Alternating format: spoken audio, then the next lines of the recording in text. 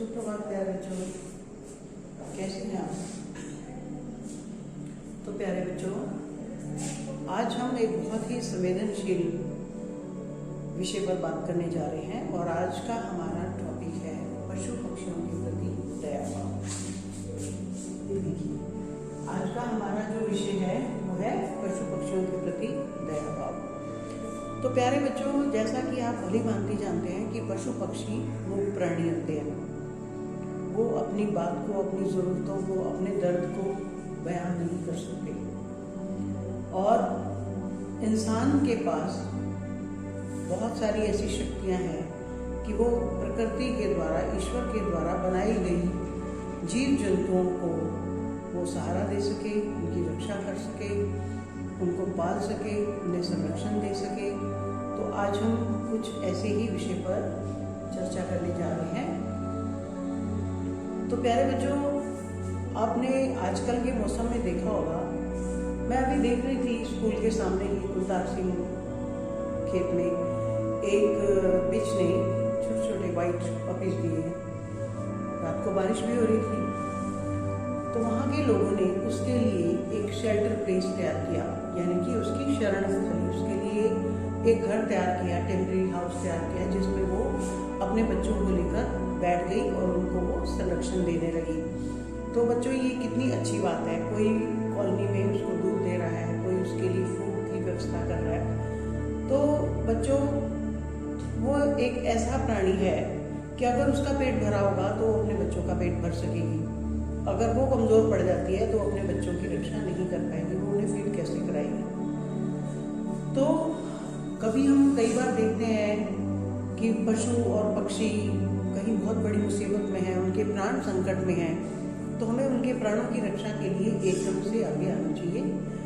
मैं अपने बहुत सारे अनुभव आपके साथ शेयर करती हूँ, जो कि मैंने बहुत सारे पशु पक्षियों की पालना की, उनकी रक्षा की और अपने लाइव एग्जाम्पल्स को कोट करके सिर्फ इसलिए बताना चाह रही हूँ कि आपके अंदर भी वो चीज़ उत्पन्न हो, आपके अंदर भी वो भाव उत्पन्न हो। देखो, ईश्वर ने हमें बहुत सक्षम बनाया है, तन से, मन से, धन से, दिमाग से, वाणी से। हमारे को बहुत सारी शक्तियाँ दी जो कि प्रकृति ने बाकी प्राणियों को नहीं दी। तो हम हर संभव प्रयास करके उनकी हिफाजत कर सकते हैं, उनकी रक्षा कर सकते हैं। एक बार की बात है, एक गिलहरी जो है बाहर ड्रेन में मुझे कुछ दौड़ता हुआ नजर आया मड में कि भाई कुछ है इसमें, मुझे लगा चूहा होगा। एनीवे, मैंने उसको निकाला तो वो एक स्क्विड गिलहरी थी। उसको मैंने वॉश किया। वॉश करने के बाद उसको मैं एक ऊपर हमारे एक रूम है सेपरेट, उसमें उसको छोड़ दिया ताकि वो स्वस्थ हो सके, वहाँ पर अपने आप को प्रोटेक्टेड फील कर सके। उसके लिए मैं भोजन की व्यवस्था भी करती थी वहाँ पर। तो वो बहुत बड़ी हो गई, पल गई, उसका स्वास्थ्य भी ठीक हो गया। मैं जब जाती थी तो वो मेरे कंधों पर, मेरे सिर पर कभी कहाँ वो कूद के अपना प्यार जताया करती थी। तो इसी तरह से स्ट्रीट डॉग्स जो होते हैं उनको कोई ज़्यादा केयर नहीं करता है। कई बार वो किसी वाहन के नीचे आकर कुछ ले जाते हैं, तो मैं उनको अपने घर ले जाती हूँ, उनकी ड्रेसिंग करती हूँ, हल्दी वाला दूध पिलाती हूँ, उनको पूरी पट्टी वट्टी करके उनको भोजन देने के बाद उनको ठीक ठाक करके मैं भेज देती हूँ। कई बार मेरे हाथ में बहुत सारे ऐसे कबूतर, पिजन्स आए जो कि इंजर्ड हालत में थे, घायल अवस्था में थे, और वो मैंने उनको अपने पास ला के उनकी केयर करी और वो जितना जी सकते थे अच्छे ढंग से वो जिए। तो बच्चों, कहने का तात्पर्य ये है कि हमें हर जीव की पालना करनी चाहिए।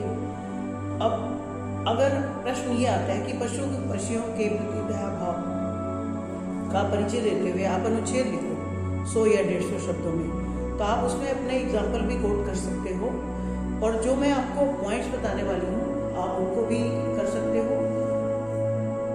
नंबर 1, उनके लिए रहने ठहरने की एक सुरक्षित व्यवस्था करनी चाहिए, क्योंकि बच्चों देखो, इतनी भयानक सर्दी पड़ रही है। उस भयानक सर्दी में वो उनको कोई वस्त्र तो नहीं पहना रहा, उनको कोई होम शेल्टर नहीं दे रहा है, तो वो बड़े निराश्रित और पराश्रित से होकर घूमते हैं कि कोई तो हमें देखे। कंडीशन में आप उनके लिए आवास की व्यवस्था कर सकते हैं, उनके लिए समुचित दवाई व्यवस्था कर सकते हैं, उनके खाने पीने की व्यवस्था कर सकते हैं और उनके प्रति किसी भी प्रकार का क्रूरता का व्यवहार ना करके भी आप उनको संरक्षण दे सकते हैं। आप बड़े बड़े कार्य नहीं कर सकते हो, कम से कम इतना तो करो, आप अपनी छत पर बाजरा, गेहूँ, चावल, दाल, रोटी के टुकड़े ये सब रख सकते हो और एक बाउल में पानी रख दो, ताकि कोई भी व्यक्ति अगर आपकी छत पर आए तो ये ना महसूस करे कि हम किसी निर्धन व्यक्ति की छत पर आए हैं, हमें भोजन भी नहीं मिला, हमें आश्रय भी नहीं मिला, हमें किसी भी प्रकार की कोई सहायता नहीं मिली। तो बच्चों, पक्षियों की भी आत्मा होती है, वो भी साइलेंटली दुआएं देते हैं। अगर आपकी छत से कोई पक्षी गुजर रहा है तो उसका ध्यान अट्रैक्ट होना चाहिए कि अरे यहाँ पर मेरे लिए व्यवस्था है, मैं खा सकता हूँ, मैं पी सकता हूँ, मैं आराम भी कर सकता हूँ। तो जितना भी हो सके आप उनकी सहायता करने का प्रयास कीजिए बच्चों, ये बहुत ज़रूरी है, क्योंकि ईश्वर ने हमें इतना सक्षम किया है कि हम उनकी सहायता कर सकते हैं। आप ये देखिए, उनकी छोटी सी तो चोंच होती है, छोटी सी चोंच में वो क्या दाना दाना चुनते हैं, एक एक जरा सा उनका छोटा सा पेट होता है, वो क्या हमें गरीब कर देंगे? यदि हम उनकी सहायता करेंगे तो क्या वो हमें गरीब कर देंगे? हमारा धन कम पड़ जाएगा या हमारा कोष कम पड़ जाएगा? ऐसा नहीं है, ना समय लगता है इसमें, ना धन लगता है।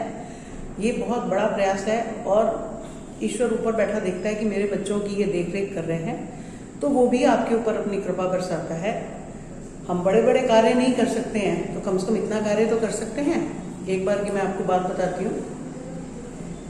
हमारे स्कूल के पास ही एक बार एक डोंकी, जुलाई का टाइम था, वो ना ऐसे छटपटा रहा था, बहुत छटपटा रहा था, बहुत ज़्यादा। ऐसा लग रहा था कि उसको प्यास लगी है, उसे पानी चाहिए, और कॉलोनी वाले ध्यान नहीं दे रहे थे बिल्कुल भी। मैं तुरंत यहाँ से अपने एक पियन को लेके गई, एक बाल्टी में मैंने पानी भरा और मैं उस डोंकी के पास, गधे के पास मैंने वो पानी रख दिया और वो फटाफट उठा। और उठने के बाद पहले तो उसे डर लगा कि मुझे शायद कुछ नुकसान पहुंचाने आए हैं, लेकिन कुछ दूर गया मैं, फिर उसके पीछे वही बाल्टी की पानी लेके, बाल्टी में पानी भरा हुआ था वो लेके गई और फिर उसको समझ आ गया, उसने उस पानी को पिया और उसके अंदर शक्ति का संचार हुआ, जीवन उसको प्राप्त हुआ और वो स्वस्थ होके दौड़ गया। बच्चों, आपको हंसी आ सकती है कि मैडम जो है गधे को पानी पिलाने गई। अरे प्रकृति का वो भी जीव है, कुत्ता है, गाय है, बिल्ली है, पक्षी, कबूतर है, चिड़िया है, तोता है, मैना है, ये सारे के सारे हमारे को ईश्वर ने इस संसार में उनको भी रहने के लिए भेजा है। जैसे बड़ा बच्चा छोटे भाई बहन की रक्षा करता है, इसी तरह हम बड़े हैं, मनुष्य हैं, ज़्यादा सक्षम है, तो हमारा भी फर्ज बनता है कि हम उन पशु पक्षियों की सहायता करें, उनको संरक्षण दें, उनको समय समय पर उनके लिए भोजन की व्यवस्था करें, उनके रहने की व्यवस्था करें। यदि वो घायल है, यदि उन्हें चोट लगी हुई है तो हम उनके लिए दवाई की व्यवस्था करें और जितना भी हो सके हमें उनकी सहायता करनी है।